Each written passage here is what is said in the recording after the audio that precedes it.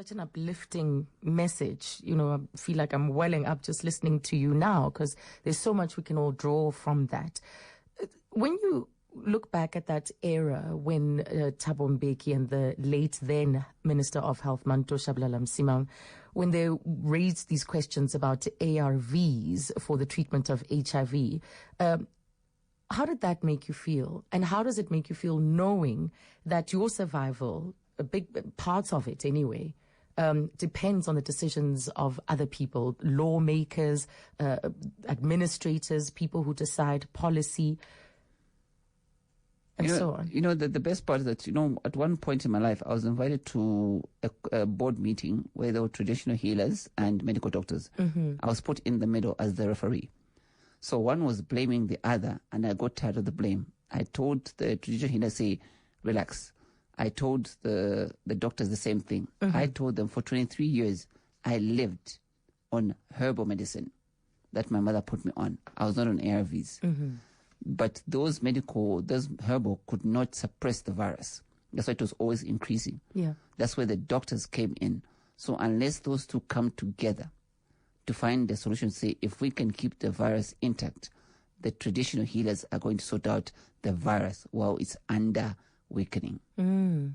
So it was a combination. It was a combination. Yeah. Now, when you become the evidence of the combination, those guys still don't understand that without the other, one cannot move forward. Mm-hmm. There's always the blame game to say, what do you do? Yeah. Because the medical guys, yes, they've got the ARVs, but how do they override the side effects? Yes. You can't take vitamin C. It's a tablet. Go for the orange. Mm-hmm.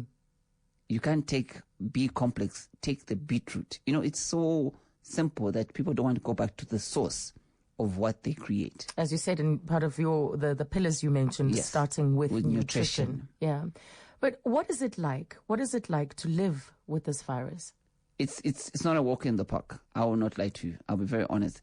You change certain habits. You stop drinking. You stop smoking.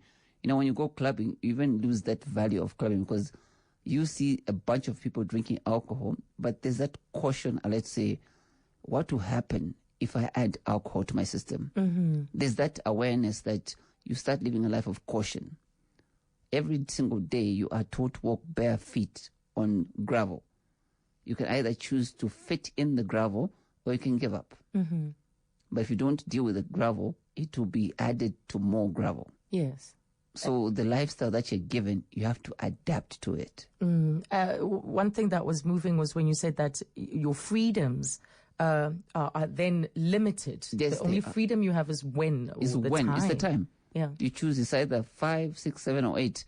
From then on, it's gone. Mm-hmm. Because if you cannot deal with that simple instruction, those guys will come in numbers. Yes. You are in the process of